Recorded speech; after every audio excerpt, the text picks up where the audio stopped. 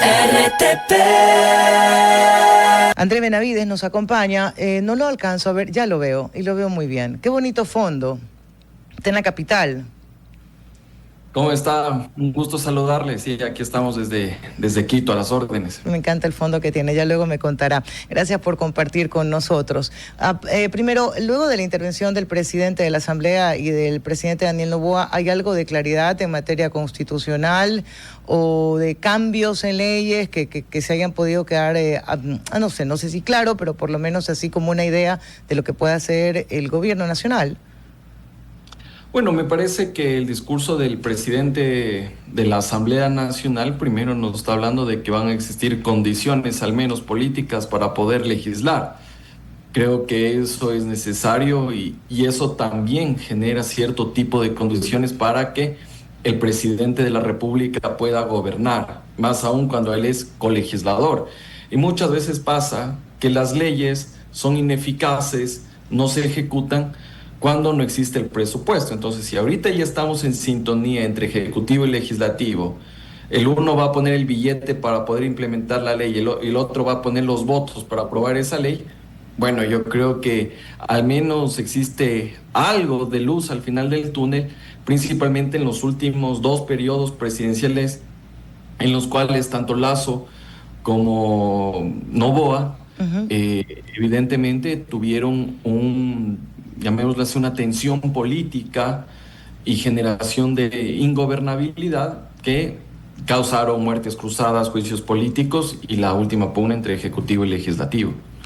Abogado, permítame hacer un paréntesis nada más para informar algo que si bien no es de última hora, pero es fundamental que lo sepan. Esto de Coavisa estamos tomando la nota. El día de hoy se ha registrado un incendio en la refinería de Esmeraldas. Se conoce que al momento el personal ha podido evacuar de las instalaciones. No se conoce todavía las causas ni las dimensiones del daño. En alerta, evidentemente, por lo que significa un incendio en la refinería. Solo para eso, y me va a disculpar si de repente vuelvo a hacer otra interrupción sobre el tema. Se trata de seguridad de las personas y evidentemente del país también. Entonces, ¿usted le parecería que el gobierno nacional está hoy más inclinado a hacer reformas vía la Asamblea? Tienen posiblemente los votos para poder hacerlo y la constituyente entra al congelador. Bueno, no al congelador, a la refrigeradora, ya para no ser tan drásticas, abogado. Sí, justamente. Creo que de lo que uno puede interpretar de lo que dijo tanto el Ejecutivo como el presidente de la Asamblea Nacional, creo que más bien irían por reformas normativas, tanto a leyes como reformas parciales y enmiendas a la Constitución de la República. Y ya quedaría en un segundo o tercer plano el tema de la convocatoria a una Asamblea Constituyente. Ahora, tenemos que ir midiendo las fuerzas políticas a favor de estas reformas constitucionales, porque aquí también son cuestiones de votos. Y lastimosamente la mayoría que existe en este momento en la Asamblea Nacional es una mayoría coyuntural, no es una mayoría que está compacta, que está consolidada. Muestra de aquello fue, por ejemplo, la designación de autoridades del Consejo de Administración Legislativa. Usted tuvo una votación para poner presidente. 80. Tuvo una votación para poner primer vicepresidente. 78. Se le cayó 79 y 78. Se le cayó la votación para el segundo vicepresidente. Después no le alcanzó la votación para poner secretario. Bueno, entonces eso es lo que hay que consolidar. Y aquí creo que en realidad la prueba de fuego, llamémosle así, para ver estas voluntades políticas que se puedan sumar, va a ser justamente con esta última ley económica urgente que está en trámite en la Asamblea Nacional. Ahí vamos a ver si en efecto existe o no existe esa mayoría. Entiendo yo, no me haga caso, de que hay algunos puntos en los que no está de acuerdo los votos que se pueden sumar y que van a hacer la diferencia, evidentemente Partido Social Cristiano y Pachacutic. Ahora, el que se le haya cambiado el nombre, ¿le suena algo a usted? Porque pasó de llamarse a la ley de lucha contra las economías delincuenciales a una ley de donación.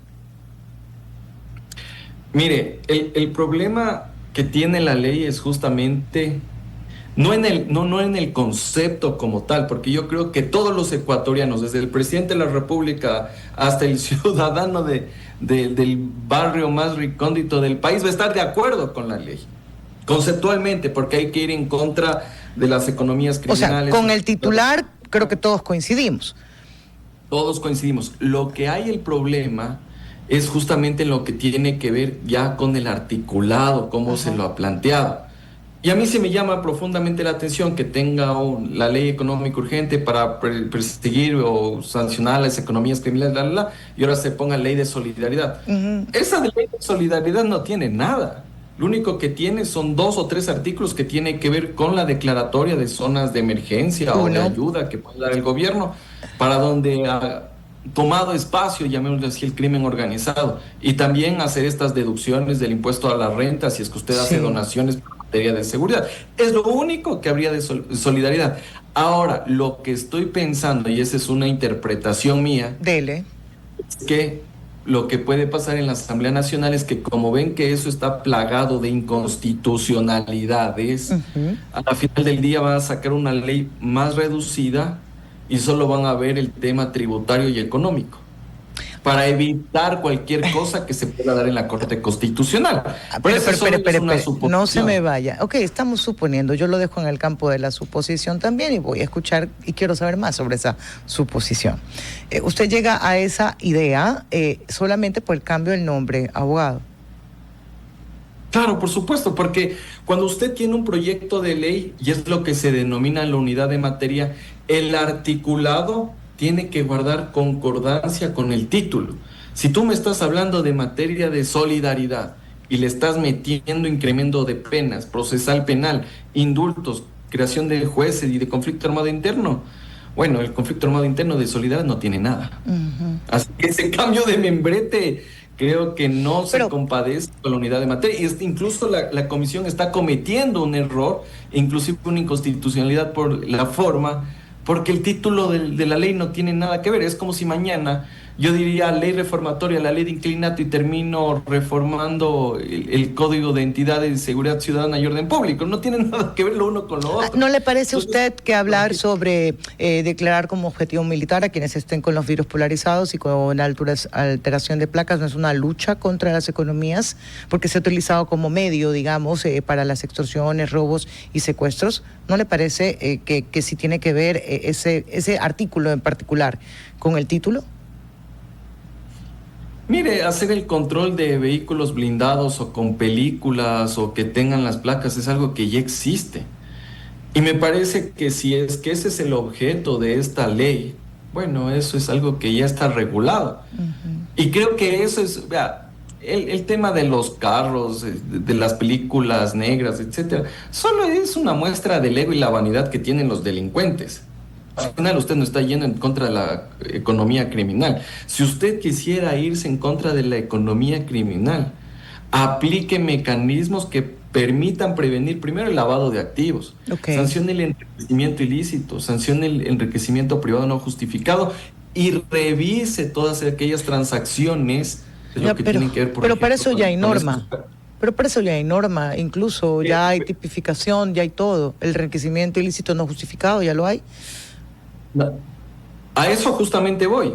Existe, está tipificado. Sí. Y hace tiempo. Desde el año 2011, consulta popular, mayo. Y 7 de mayo, para ser más precisos. Ahí está. Mire, aquí hay una cuestión fundamental. Mire, yo creo que en el Ecuador no tenemos un problema de falta de norma, sino un problema de aplicación.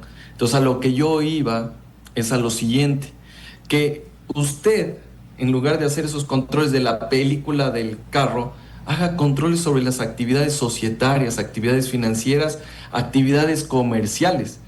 La ley ya le dispone aquello, pero a veces no se cumple. Por eso es lo que yo decía, que hay que fortalecer la UAFE para que vaya detectando dónde está justamente el negocio. Abogado, y usted le pueda cerrar el grifo a la economía criminal. Abogado, ahora no tengo la información a la mano. De hecho, yo procuro hacer resúmenes de las leyes, porque tengo pésima memoria. Pero recuerdo la ley antipillo, sí, que se la denominó así. Y en esa ley estaba muy enfocado en el rol de la UAFE.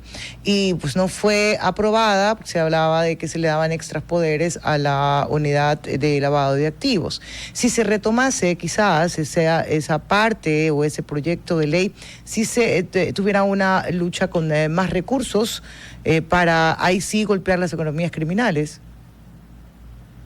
Por supuesto, por supuesto. Vea, en lo que tiene que ver con la ley antipillos, yo creo que tenía cosas positivas, pero la Asamblea Nacional, que ya acabó su periodo el 13 de mayo, cometió un error. Cometió el error de no separar lo bueno de lo malo de esa ley. Quitar la carne del hueso, eso no es lo que hizo.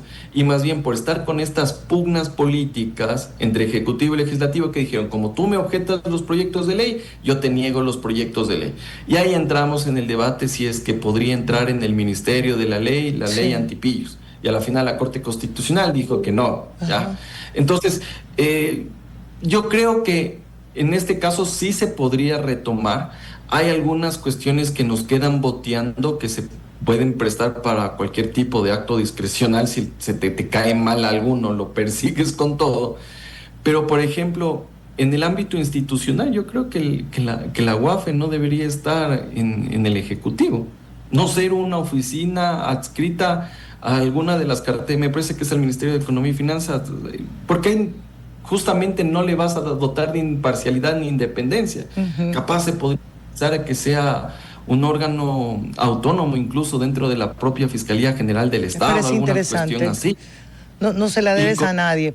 Ahora, abogado Benavides, dígame algo. Estoy un poco preocupada sobre el tratamiento del proyecto de ley que está con carácter económico urgente y que el tiempo está corriendo. No me preocupa solo el cambio del nombre, sino que como son tan pocos artículos que hablan de economía y el resto son del Código Orgánico Integral Penal y están en la Comisión de Economía, pues ¿cómo tiene el pronunciamiento la Comisión de lo Económico sobre temas que serían de justicia o incluso garantías constitucionales? No lo sé. Es que ese es justamente parte de los problemas que tiene esta ley. Y claro, aquí uno si cuestiona la ley, ya sea por la forma o por el fondo, a uno ya le dicen, oye, eres opositor al gobierno, eres prodelincuente, pro GDO, etcétera, etcétera. Pero no se trata de eso. Si uno en estos espacios hace esas observaciones, es para que la ley salga lo más impecable posible, lo más perfecta posible y que se pueda implementar y cumplir. Y esos es justamente los problemas que tienen. Entonces, mire, si estamos hablando de una ley económica urgente, el legislador en el artículo 56 de la Ley de la Función Legislativa ya le dijo cuál es el ámbito de una ley calificada como urgente en materia económica. Tiene que ver con política económica, equilibrio de las finanzas públicas y superar una situación adversa en términos macroeconómicos del país. Ninguno de esos requisitos se cumple por más propuesta loable que pueda hacer. Pero bueno, ya esté calificado ya por fue. acá y le mandó a la Comisión de Desarrollo Económico. En mi opinión, debía ir por cuerda separada. Reformas en materia de justicia por un lado, reformas en materia tributaria, económica, financiera, fiscal por otro lado. Y con eso vamos por dos caminos. Evidentemente que un proyecto de ley demora tiempo, sí es verdad, demora su tiempo, pero es parte del proceso legislativo. Entonces, claro, ahora como no se tiene certeza del articulado, del alcance que pueda tener, le cambiamos el nombre, le vamos a retasear, y eso justamente es lo que no quisiéramos. Entonces, aquí también uno hace propuestas para que se corrija en algo ese proyecto de ley, pero veamos qué sale el informe para primer debate y qué es qué articulado se va a proponer desde allí.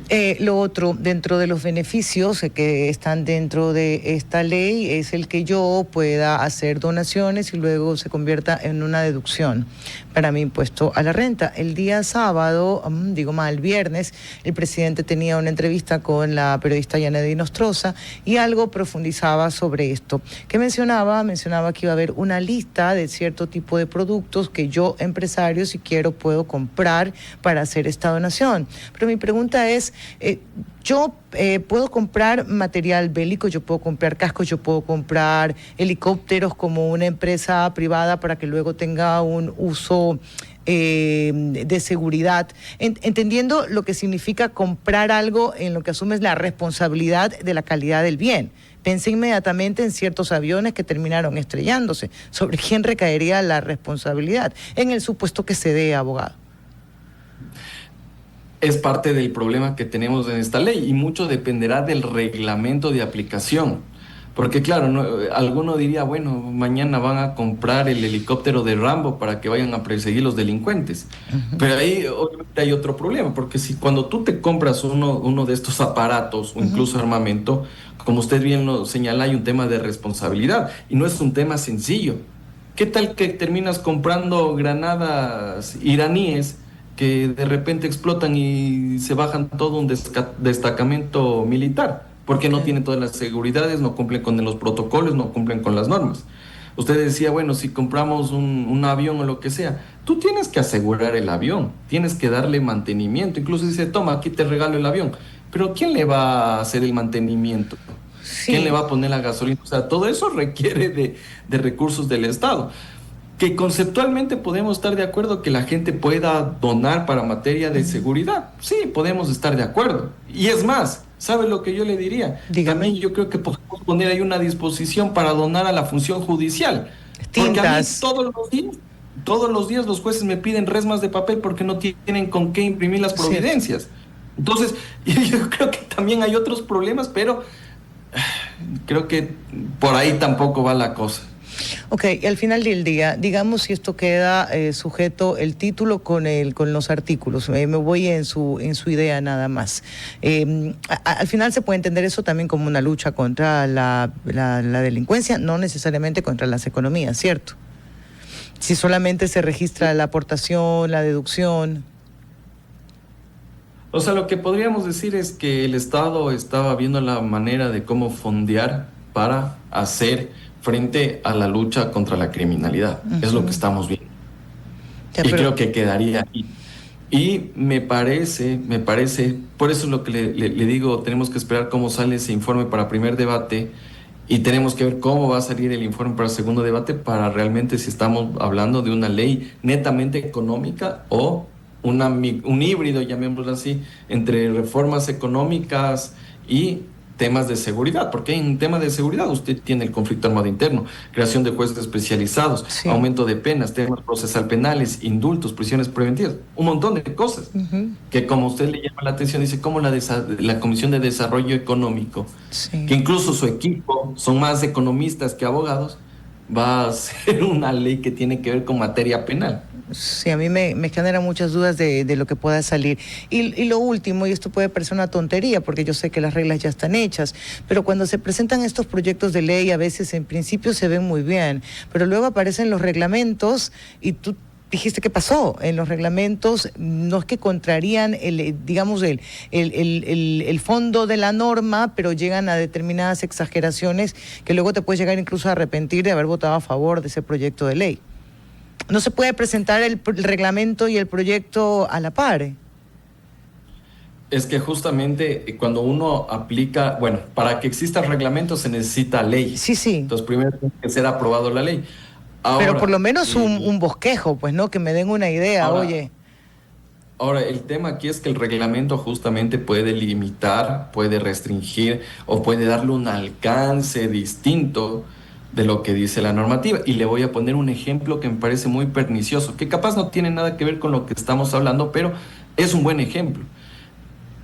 Se hicieron reformas a la Ley Orgánica de Educación Intercultural, donde se le da más derechos y beneficios a los profesores.